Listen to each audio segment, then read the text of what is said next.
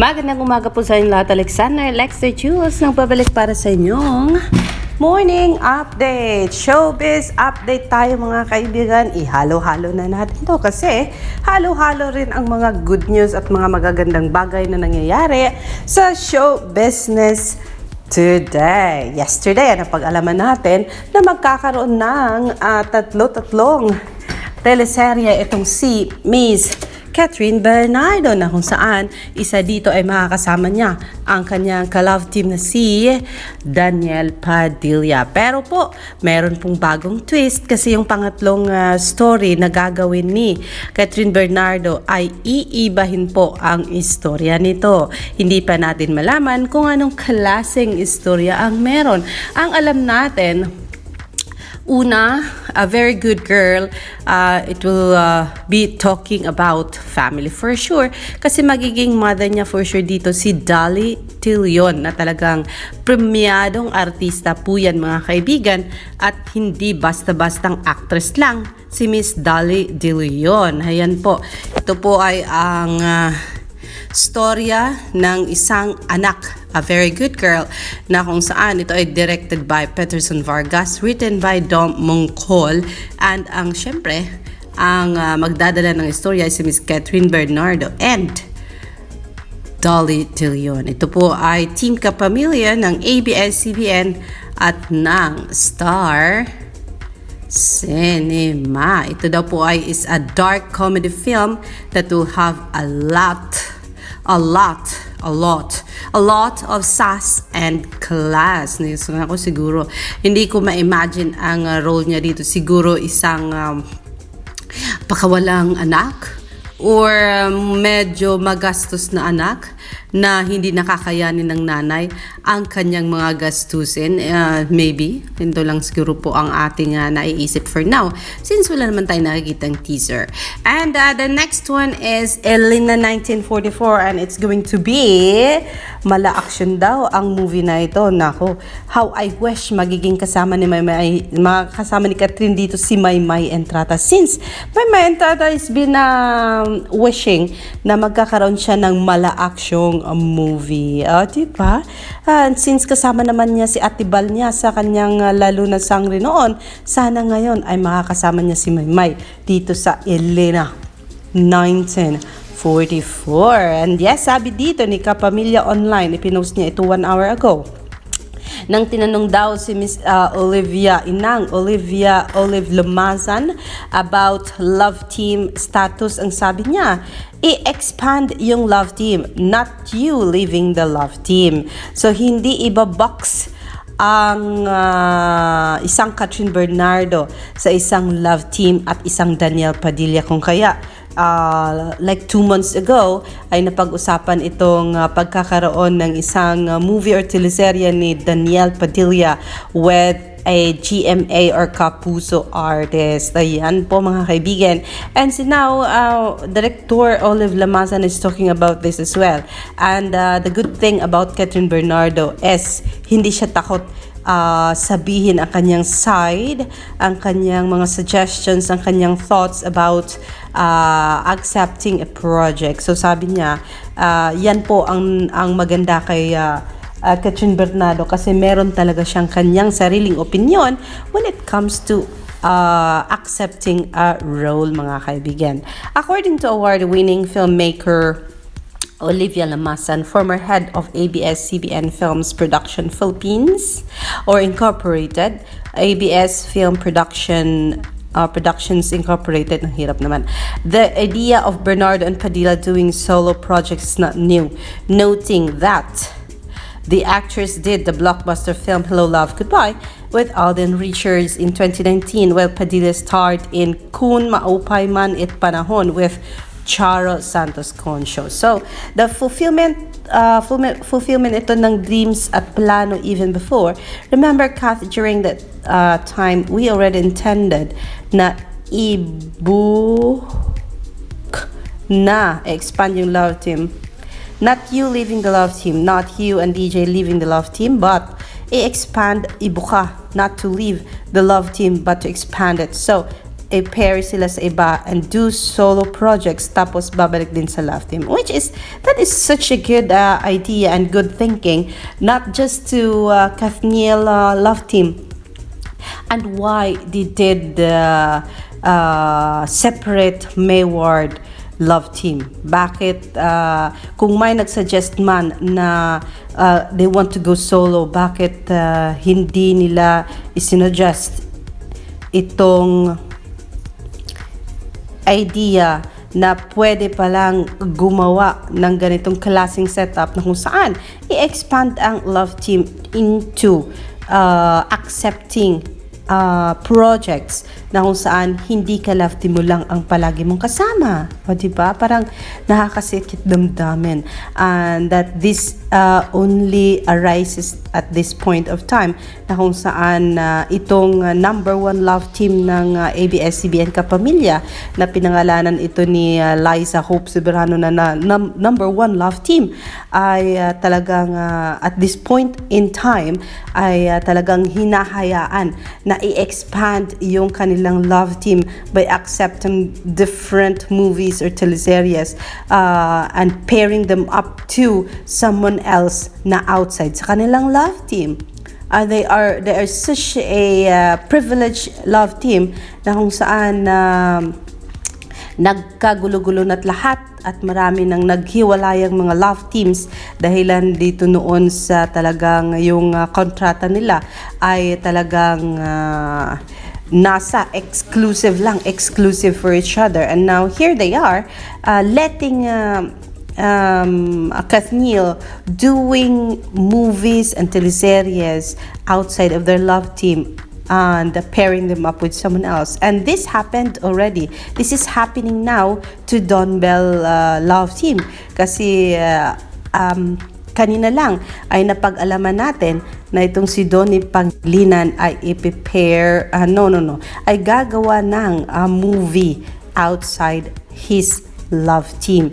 At ang makakasama niya dito ay walang iba kundi si Baron Geisler and dalawa pang lalaki nakita natin sa photo. And we do not know kung sino ang lead actress sa kanilang Gigi. Hindi ko alam kasi Gigi po ang nakalagay. And it is from different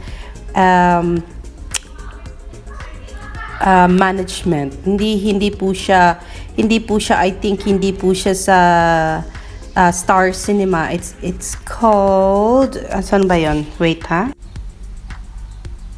Yes, ito na po, nahanap na po natin. It is Donnie Pangilinan on Frontline Pilipinas on tonight's contract signing for his upcoming movie, Gigi, with his mom, Maricel Laksa Pangilinan and Baron Geisler. So yes, ito po yun. Project ng kanyang mommy. Cheryl, excited na ang one of the most sought-after leading man sa kanyang bagong project na si Donnie Pangilinan, but this time, hihiwalay muna siya sa kanyang other half na always trending love team na Don Bell.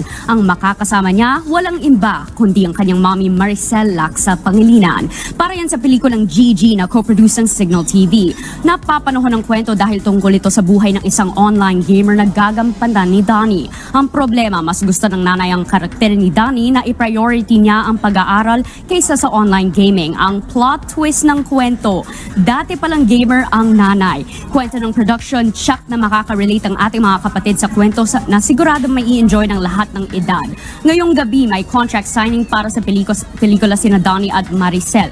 Pati na rin ang iba pang cast member tulad ni Baron Geisler. Kasama rin yan ang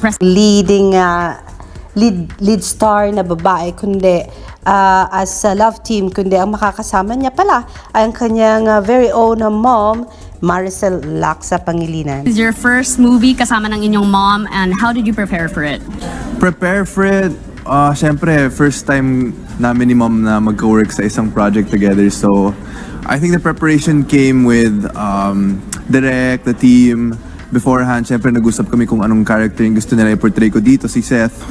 And it just came up with, I don't know, a lot of ideas together, a collaboration where It's going to be big kasi alam naman natin gaano kagaling itong si Maricel Laksa Pangilinan when it comes to acting. And she's going to be his mom in this story. And iikot ito sa istorya ng isang bata na mahilig gumawa ng maglaro sa maglaro sa gaming sa internet, sa online, and he got more time dito more than his studies. And so yes, that's sabi ko, yun na nga ngayon na pagkatapos siguro matauhan itong ABS-CBN na nakakahon itong si Liza Hope based sa kanyang claim, ay siguro sabi nila, it is not right to do that again anymore. And so heto nga, at binibigyang laya ang mga kanilang mga artista na sina Catherine Bernardo, Daniel Padilla, and here comes Donnie Pangilinan. And if that is really possible, why it didn't happen before? Bakit hindi to ginawa sa iba pang mga artista na hindi gawing exclusive yung kanilang mga kontrata at hahayaan silang mag-grow sa kanilang skills as actors and actresses by pairing them up with someone else, not just their own love team. So yeah, yan po yung pagbabago na which is really good. Kaso nga lang, it's too late for Mayward na nangyari sa kanila yan, for Jaden and for Lizken, kung saan they were so good together and having their fandoms as one. And malaki yung machineries nila, makinarya nila, malakas po at talagang solid na solid. And here comes, pinaghiwalay na nga itong si Jaden, naghiwalay na nga itong si Lizken, nahiwalay na nga itong si Mayward. And heto, napakalaki ng Kathniel and Donbell na talagang hinahayaan na silang lumabas sa kanilang exclusivity na mga kontrata and let them do projects with other artists. O diba? And sana kung noon to nangyari with Maymay and Edward, Lizken and Jaden, siguro mas marami ang sumasayang puso, hindi lang yung mga artista kundi pati na rin mga taga-subaybay nila. And we heard Nadine Lustre is also having 2 movies in line para sa kanya this year at sa mga susunod pang mga taon.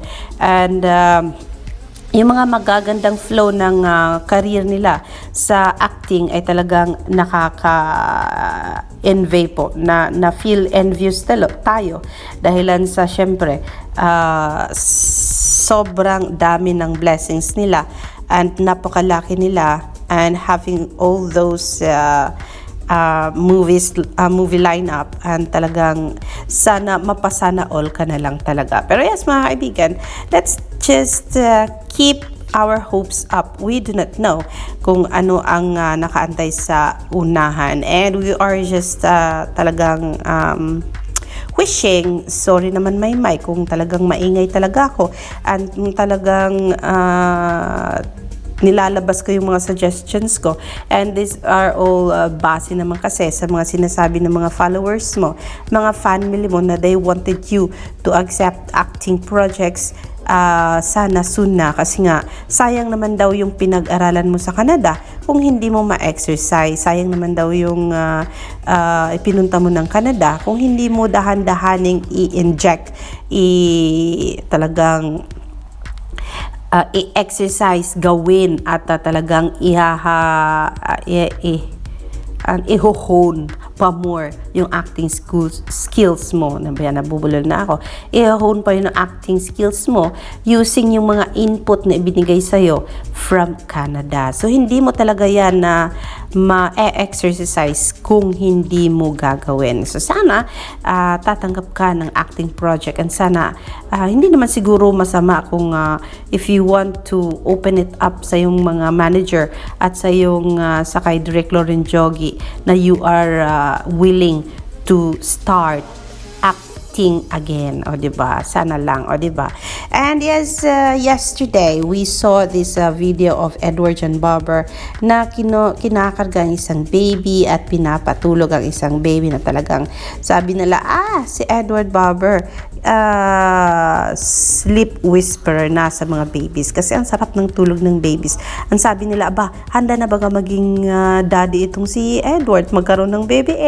Ang galing na daw magpatulog ng baby. Pero yes, Edward, sabi naman ng iba, huwag magmadali, anak. I-enjoy mo muna ang sarili mo sa buhay binata and do achieve a lot of things while binata ka pa, kasi pag mag-asawa ka na, mahirapan ka na at magkakaroon ng division ang time mo, and kailangan mo na ng more time management in both juggling your career at yung pagiging family man mo. And yes, hindi rin po tayo pahuli sa update natin kay kay Maymay Entrata, kasi nga po wala man si Maymay Entratang update sa atin yesterday. Yun lang yung kanyang event sa Kabsat Beachfront, yung kanyang Chowking event ay ayun, ibinida naman siya ng kanyang Broadway Gems family sa Facebook account nito by sharing yung thoughts nila about Maymay Entrata and Broadway Gems accessories. Ang sabi ng Broadway Gems, kung ikaw ay talagang init na at kung ikaw talagang gusto nang mag-enjoy ng summer, nako, i-enjoy mo daw yan using Broadway Gems accessories. Ang sabi nila, summer is here again, best girl ever. Continue to shine and all summer long. Here is 2 dashing days ahead to step up your accessories game now. Don't forget to match your favorite swimwear with your favorites from Broadway Gems. Ayan po. Kaya, ayan, si Maymay Entrata nasa poster ng Broadway Gems. O diba, ang ganda-ganda ng ating si Inday. So yes, mga kaibigan, if you are much ready to do your summer activities, nako, mag-shopping na with Broadway Gems at may mga magagandang accessories sila for you to beat summer or to enjoy summer. So yes, mga kaibigan, yan lang po muna ang ating update. Hope not just Broadway Gems, kundi magkakaroon tayo ng good news from Maymay Entrata as actress in the coming days and Edward John Barber as actor in the coming days. We are really so thirsty of seeing them as an actors and actress.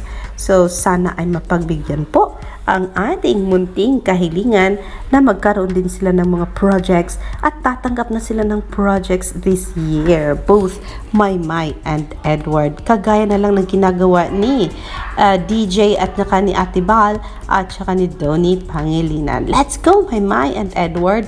Don't feel offended with this one, kasi ito po yung kagustuhan namin to help you improve more, di lang sa pagkanta, di lang sa pagsayaw, kundi pati na rin sa pagiging actress at pagiging actor na rin ni Edward John Barber. Magandang umaga po sa inyong lahat.